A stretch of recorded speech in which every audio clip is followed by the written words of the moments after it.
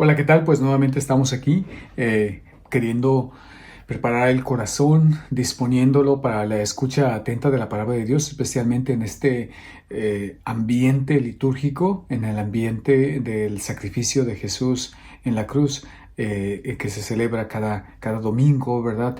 Cada día, pero especialmente cuando toda la iglesia es convocada, es el domingo en particular. Y estamos en este tiempo de Cuaresma.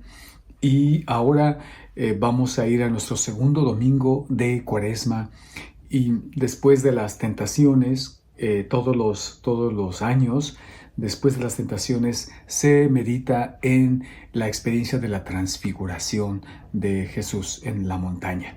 Vamos pues a darle lectura, seguimos a el Evangelio de San Marcos, vamos a continuar con él y vamos a ir en su versión de la transfiguración, que va a ser en el capítulo 9, Marcos 9, del 2 al 10. Y el paralelo, como siempre nos los marca, es el Génesis, el capítulo 22, el pasaje conocido del sacrificio de Isaac. Este, um, Recordemos que la primera lectura lleva su propia, aunque está totalmente anexada, está totalmente, ¿cómo se llama? Sí, en correspondencia, en correlación, en equilibrio con el Evangelio, también lleva su propia dinámica. Las primeras lecturas de este tiempo de Cuaresma nos van narrando la historia de la salvación. Por ejemplo, la semana pasada escuchamos el Génesis en el capítulo 9, donde nos hablaba del diluvio, ¿no? Hemos salvado a través de las aguas del diluvio. Y ahora continúa y vamos al capítulo 22, a donde se abren las fuentes de la fuente de la bendición a través de esa confianza que tiene Abraham. Bien, pues después de esta pequeña introducción, vamos a iniciar, vamos a hacer la señal de la cruz todos juntos. Los invito para iniciar en este momento sagrado de la escucha. En nombre del Padre, del Hijo y del Espíritu Santo. Amén. Pues les saludo con mucho cariño también a sus familias y los invito a perseverar, sobre todo en estas privaciones voluntarias y en estas también, como les decía la semana pasada, el give up y el take up. Y también, aparte de sus privaciones, aquellas nuevas conductas, nuevos hábitos positivos que estamos adoptando en este tiempo de Cuaresma para poder dejar que Dios trabaje en nuestro corazón. Bien, entonces vamos a darle lectura al Evangelio de San Marcos en el capítulo 9 del versículo 2 al 10. Antes tengo que decir que en todos los pasajes, en todos los sinópticos, en Mateo y Lucas, también en la versión de Mateo y de Lucas, se sigue cronológicamente algo. Está la confesión de Pedro, la confesión de Pedro. Y después de la confesión de Pedro está cuando le dice que es el Mesías, que Él es el Cristo, ¿verdad? Y en Mateo tenemos preciosamente como dice, bienaventurado Simón, porque estas palabras, esto no lo has dicho tú, sino te lo ha inspirado mi Padre, ¿verdad? Lo tenemos ahí específicamente en Mateo. Pero en todos los demás, Jesús especifica qué significa el ser Mesías. Y entonces Jesús empieza a decirles como la primera narración de su pasión y de su muerte, que el Hijo del Hombre, ¿verdad?, va a ser rechazado por los sumos sacerdotes y va a ser asesinado, pero al tercer día resucitará.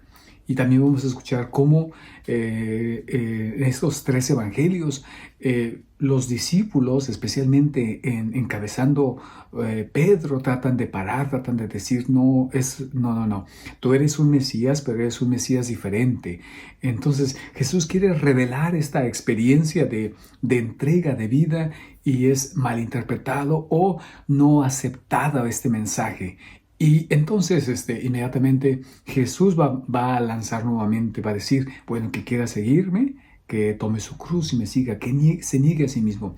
Esto va a ser en los sinópticos, en Mateo, así se llaman los tres sinópticos, a Mateo, a Marcos y a Lucas. Ese va a ser los pasajes que van a precedir este otro pasaje, esta perícopa de la transfiguración. Y una vez que ha sido invitado, ¿verdad?, que ha sido invitado, hace el anuncio de su pasión y las condiciones, ha puesto Jesús las condiciones para seguirlo. Entonces los lleva y se lleva solamente a tres, ¿sí? Como sabemos, a Pedro, a Santiago y a Juan. A Pedro y a los hermanos, los Boanerges, ¿no? Santiago y Juan, que van a estar siempre acompañando. Aquí sabemos que tenemos dos pares de hermanos. Tenemos a Pedro y Andrés, y a Santiago y a Juan. Y aquí en todos estos pasajes también va a llevar solamente a Pedro, a Santiago y a Juan, que van a ser también los discípulos que van a estar en la pasión con Jesús, ¿sí? Son los que también se lleva en el Getsemaní a orar para que le ayuden a orar, ¿verdad? Van a ser los testigos. Bien, entonces con este preámbulo vamos a leer nuestro pasaje y después de lo que hemos dicho, de esa confesión, de ese anuncio de la pasión y de las condiciones para su seguimiento, viene este pasaje y dice, 6 días después, Jesús tomó a Pedro, a Santiago y a Juan. Los llevó a ellos solos a un monte elevado. Allí se transfiguró en presencia de ellos. Sus vestiduras se volvieron resplandecientes, tan blancas como nadie en el mundo podría blanquearlas. Y se les apareció Elías y Moisés, conversando con Jesús. Pedro dijo a Jesús, Maestro, qué bien estamos aquí. Hagamos 3 carpas, una para ti, otra para Moisés y otra para Elías. Pedro no sabía qué decir porque Pedro no sabía qué decir porque estaban llenos de temor. Entonces una nube los cubrió con su sombra y salió de ella una voz. Este es mi hijo muy querido, escúchenlo. De pronto miraron a su alrededor y no vieron a nadie, sino a Jesús solo con ellos. Mientras bajaban del monte, Jesús les prohibió contar lo que habían visto, hasta que el Hijo del Hombre resucitara de entre los muertos. Ellos cumplieron esta orden, pero se preguntaban qué significaría resucitar de entre los muertos. Bien, un pasaje increíble y me gustaría inmediatamente leer la primera lectura porque me parece ser que hay bastantes puntos, la liturgia nos ha invitado a contemplarlos juntos y los vamos a contemplar. Entonces, después de que hemos visto el pasaje de la transfiguración donde vemos a Pedro, Santiago y a Juan y hay un giro entre quién habla, pero hay un conjunto de todo lo que lo están esperando. Se les aparecieron Moisés y Elías conversando con Jesús, es decir, a los discípulos se les aparecieron, ¿verdad? Y después dice, Pedro contesta, ¿verdad? Pero dice, porque estaban espantados, no sabían qué decir, ¿sí? Habla de alguien que habla, sus cosas suceden para un auditorio. Entonces nos acercamos al pasaje de Génesis, el capítulo 22, y hoy nos dice que leamos el versículo 1, 2, 9 y 13 y 15 y 18. Por si me están siguiendo con su lectura van a decir, ya se brincó. Pero esto es lo que nos pide la liturgia. Versículo 1 y 2, 9 y 13, 9, 10, 11, 12, 13 y 15 al 18. ¿Sí? Entonces le damos lectura. Después de esto, Dios puso a prueba a Abraham. Abraham, le dijo. Él respondió, aquí estoy. Luego, Dios le dijo, toma a tu único hijo, el que tanto amas, a Isaac. Ve a la región de Moria y ofrécele un holocausto sobre la montaña que yo te indicaré. Ahora vamos al versículo 9. Toda esta parte nos habla del caminar, ¿verdad? Cuando Abraham le pone, le carga la leña, cuando Isaac pregunta, dónde está el cordero, ¿verdad? Todo esto. Y entonces brinca esta parte y llega al versículo 9 donde ya está prácticamente listo para el sacrificio. Cuando llegaron al lugar que Dios les había indicado, Abraham erigió un altar, dispuso la leña, ató a su hijo Isaac y lo puso sobre el altar encima de la leña. Luego extendió su mano y tomó el cuchillo para inmolar a su hijo. Pero el ángel del Señor lo llamó desde el cielo. Abraham, Abraham. Aquí estoy, respondió él. El ángel le dijo, no pongas tu mano sobre el muchacho, ni le hagas ningún daño. Ahora sé que temes a Dios, porque no me has negado ni siquiera a tu único hijo. Al levantar la vista, Abraham vio un carnero que tenía los cuernos enredados en una zarza. Tomó el carnero y lo ofreció en holocausto en lugar de su hijo. Y luego brincamos al 15.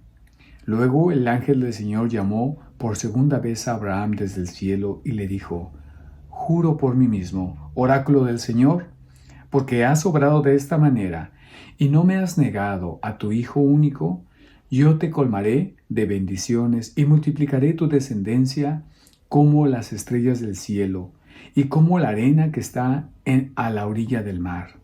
Tus descendientes conquistarán las ciudades de sus enemigos, y por tu descendencia se bendecirán todas las naciones de la tierra, ya que has obedecido mi voz.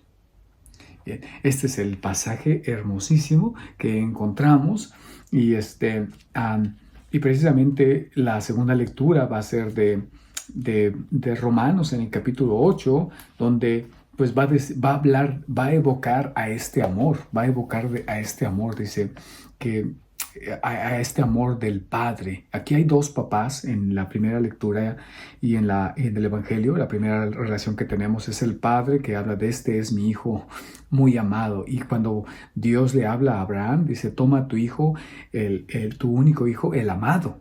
¿Sí? Entonces esa es la primera conexión.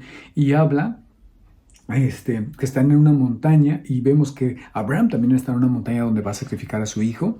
Y aunque en Marcos, en la versión de Marcos, no tenemos de qué está hablando, simplemente dice que estaba ahí Moisés y Elías. En la versión de Lucas nos dice que estaban hablando de la pasión, de lo que iba a suceder, ¿verdad?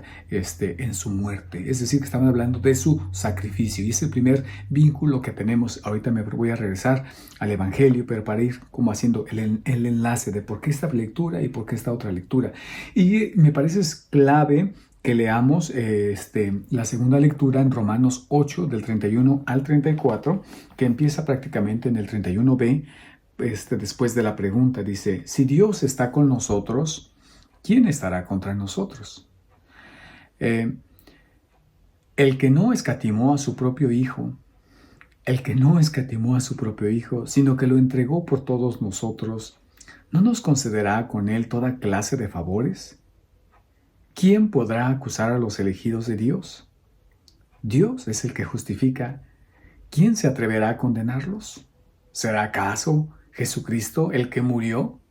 Más aún, el que resucitó y está a la derecha de Dios e intercede por nosotros. ¿Sí? Entonces encontramos un texto muy pequeño, pero muy, muy, muy clave con todo esto de la primera y la segunda lectura. Entonces dice, tanto Abraham como papá Dios no escatimó en sacrificar a su propio hijo. Abraham es la figura de que estaba deseoso. Él no sabía por qué era el sacrificio de su hijo. Simplemente dice el texto que era una prueba. En la lectura, como en otras ocasiones, otras grabaciones hemos tenido, nos damos cuenta que también no tan solo era una prueba, sino también era una lección que se le daba a Abraham, porque había permitido que su otro hijo, Ismael, fuera y pudiera morir en el desierto. Y dice que se levanta temprano, ¿verdad? En el capítulo 21 de Génesis, y despide a su hijo. Y entonces es el mismo trend, el mismo ciclo que hace Abraham, lo hace. Se levanta temprano y toma a su hijo y le dice, toma a tu hijo único. Toma a tu hijo único. Entonces vemos ahí que aunque es también una prueba, pero también es una lección de vida para Abraham, del amor que tiene por su hijo. Y dice que Abraham no escatimó en sacrificar a su hijo, ¿sí? No escatimó por ese amor que tenía Dios. Y aquí vemos que el amor que tiene Dios no escatimó por el amor que nos tiene a nosotros, por salvarnos a nosotros. Entonces permitió que su hijo fuera sacrificado. Y dice, ¿y entonces quién estará contra nosotros? Si estás viendo que permitió que mataran a su propio hijo, que se entregara en la cruz, ¿verdad? Y estás viendo quién, y será el mismo Jesús, el que voluntariamente subió a la cruz. ¿Él será el que nos condene? Por supuesto que no. Entonces, esta es la experiencia, ¿verdad?, que nos hace hablar la iglesia, que nos hace mirar la iglesia en este pasaje y en este segundo domingo de Cuaresma. Ahora veamos detenidamente un poquitito el Evangelio, porque tiene pasajes muy hermosos y con todos estos preámbulos vamos a mirar qué es lo que quiere la iglesia para nosotros, ¿verdad? De hecho, y en el directorio homilético dice que lo que nos dice el objetivo, ¿por qué está puesto esto? ¿Verdad? En primer lugar, dice muchos temas y modelos puestos en evidencia en el presente directorio, estoy leyendo el número 65 del directorio homilético, se concentran en esta sorprendente escena. Ciertamente cruz y gloria están asociados. ¿Ciertamente qué? Cruz y gloria están asociados. Claramente, todo el Antiguo Testamento, representado por Moisés y Elías, afirman que la cruz y la gloria están asociados. Entonces, nos dice la iglesia que la razón de que está allí Elías y Moisés conversando con Jesús es representando todo el Antiguo Testamento, que testifican que la pasión, ¿verdad? Que la pasión y la gloria están totalmente asociadas, ¿verdad? La cruz y la gloria están totalmente asociadas. Y dice, ¿de qué manera se pueden abordar? Dice, nos invita a todos los que vamos a predicar que se deben de abordar esta experiencia, ¿no? Como decía yo la semana pasada, que no hay tierra prometida sin desierto, que cuando salen y son liberados, los israelitas de Egipto son conducidos inmediatamente al desierto y ahí vendrá pues una purificación y entonces podrán entrar después de 40 años a la tierra prometida, ¿sí? Y esto es como esto es el principio de nosotros los cristianos, lo que llamamos el triduo pascual, su pasión, su muerte y su resurrección. Esta experiencia es la que muchas veces no se entiende como cristianos, ¿verdad? Incluso el bautismo habla eso, ¿no? Esa muerte. Tiene que haber una muerte para poder resucitar. Todos los sacramentos hablan de eso. Desafortunadamente este mundo nos habla cada vez más de pura gloria, ¿sí? De poder ser campeón, de poder ser un hombre exitoso, pero de la manera más fácil posible, ¿sí? De la manera más fácil posible. En algún momento en otro video yo les recordaba que nuestra cultura, nuestra sociedad está está bañada por primero el minimalismo, ¿verdad? ¿Qué es lo mínimo que puedo hacer? ¿Qué es lo mínimo que puedo hacer para poder alcanzar lo máximo, ¿sí? ¿Cómo puedo trabajar lo mínimo pero que me sigan pagando, ¿sí? ¿Cómo puedo yo estudiar lo mínimo, pero que me sigan, pero que yo siga pasando mis exámenes? ¿Cómo puedo yo ejercitarme lo mínimo, pero que yo baje de peso, por ejemplo? Como este minimalismo, ¿verdad? Es esa negación a la cruz, esa negación a querer abrazar ese proceso de transformación. Siempre pongo de ejemplo, porque a mí me encantan los deportes, siempre pongo de ejemplo a todos los deportistas olímpicos, ¿no? Preguntémosle, como me encanta decir esto, ¿no? Cuando me quedé en shock porque esta Gabriela, la gimnasta, hace varios años ya no compite esta mujer, pero me recuerdo cuando le preguntaron, ¿y cuántas horas ves la televisión? Y Gabriela respondió, 1 hora. Y el comentarista les preguntó, ¿1 hora al día? Y dijo, no, yo la he visto 1 hora en todo el año.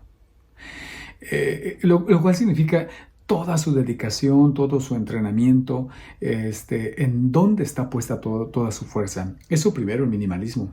Segundo, ¿verdad? De alguna manera, toda esta experiencia de placer, ¿no? En donde queremos hacer, pero que no que no nos cueste mucho trabajo. Por ejemplo, a veces decimos, ay, no, es que el ayuno, voy a ayunar, pero ay, es que me pongo tan mal, me duele la cabeza, me siento tan débil. Hello, el ayuno se supone que debes de sufrir. El ayuno se supone que es un sacrificio. El ayuno se supone que es algo difícil, que uno que abraza no es como, oh, me voy a ir de vacaciones. No, sino que uno está entrando al ayuno y está dejando de comer. Y es precisamente, no es para salir de picnic, sino que experimentará uno no tan solo ese deseo de comer, sino también algunas otras, algunas emociones que se mueven y surgen a la superficie, y es donde las podemos revisar, ¿no? Entonces, al menos estas experiencias, ¿verdad? Y finalmente la tercera, el individualismo, ¿no? Que todos tenemos como esta tendencia de qué va a ser bueno para mí, qué voy a ganar yo, ¿sí? Voy a ir a misa, pero ¿qué voy a sacar yo? ¿Sí? Allá nomás me voy a ir a aburrir. ¿Qué voy a sacar yo? ¿Qué gano yo? Entonces, con estas ideas, ¿verdad? Del placer, con estas ideas de lo mínimo y con estas ideas de qué gano yo de lo individual, pues el ser humano niega totalmente, se resiste a querer agarrar la cruz. No admite la cruz.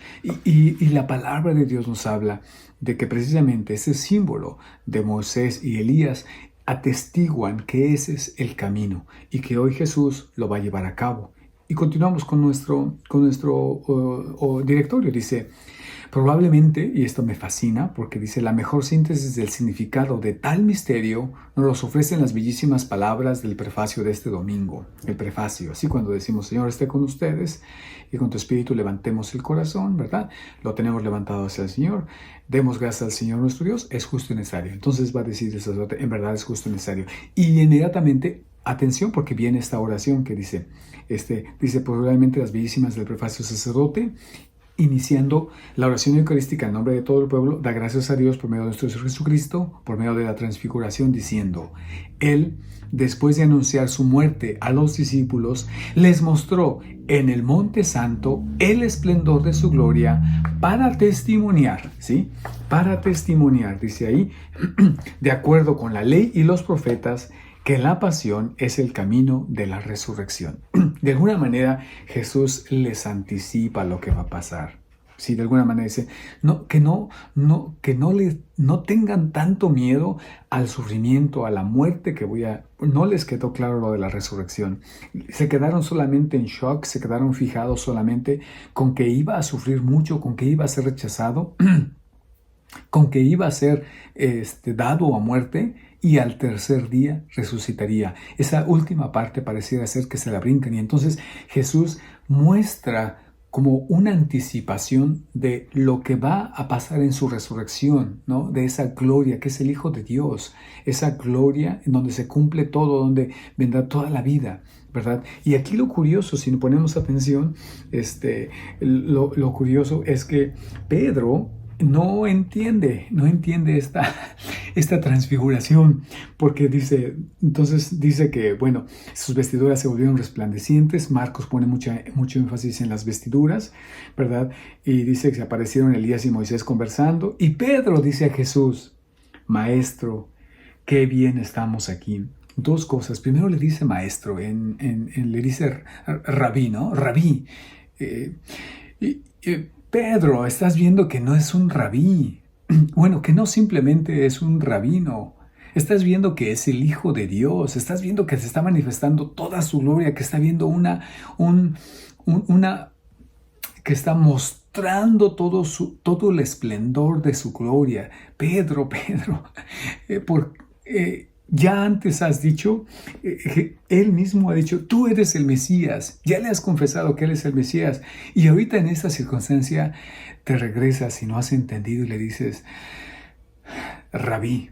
Y la segunda palabra dice, qué bien estamos aquí, ¿no? ¿Dónde está? Maestro, qué bien estamos aquí, hagamos 3 carpas, una para ti, otra para Moisés y otra para Elías. ¡Qué bien estamos aquí! Voy a hacer, dice, antes del qué bien que estamos aquí, me gustaría hacer como adelantarme porque dice, hagamos 3 carpas, hagamos 3 chozas, hagamos 3 tiendas, ¿no? Según la traducción.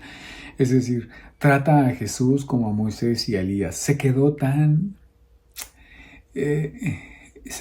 admirado de la experiencia de mirar a Elías y a Moisés, esos 2 grandes profetas, ¿verdad? Que conversando con Jesús, y no habla nada de Elías y de Moisés, no habla de sus vestiduras resplandecientes, sino que habla con Jesús, y Pedro se queda embobado, discúlpeme la palabra, pero se queda mirando, contemplando a Moisés y Elías, y se le olvida Jesús. Se le olvida Jesús y los pone en la misma categoría, por decirlo así. Dice, bueno, pues hagamos 3 chozas, ¿no? Una para ti, otra para él, y se le olvida que es el Hijo de Dios. Y aquí en esta parte dice, qué bien estamos aquí, esa parte ahorita la voy a retomar, pero dice, Pedro no sabía qué decir porque estaban llenos de temor. Dice, Pedro no sabía qué decir porque no tan solo él, sino también Santiago y Juan estaban llenos de temor. Dice, entonces una nube los cubrió con su sombra y salió de ella una voz. Y es aquí como hace un año yo decía, es como que Dios Padre interrumpe las palabras sin sentido de Pedro.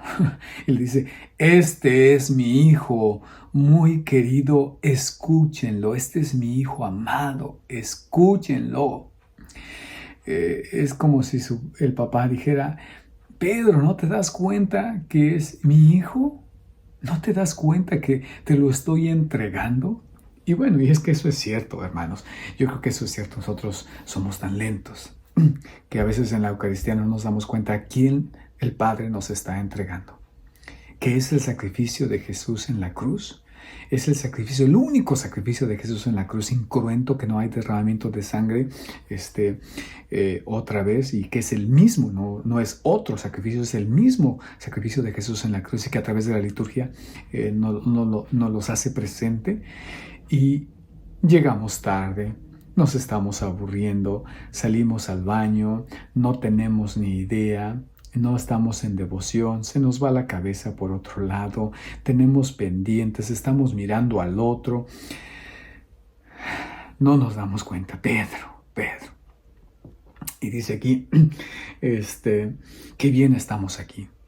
¿Cuántas veces solamente también nosotros estamos queriendo solamente estar bien? Que no haya enfermedad, que no haya sacrificio, que no haya dificultades, que mis hijos siempre estén bien, que no les vaya mal, que todo esté bien, que todo esté bien. ¿Ese es el camino de Jesús? ¿Que todo esté bien? ¿O es el camino de la cruz? Cuando haya dificultades en nuestras vidas, hay que acudir a Jesús. Y las dificultades son para darnos una lección, porque Dios está trabajando con nosotros, porque nos está amando, porque nos está formando. Y no todo es que debe de estar bien, no todo debe de estar bien, sino que debe de haber pasión, hermanos. La pasión que debe de haber, esa muerte.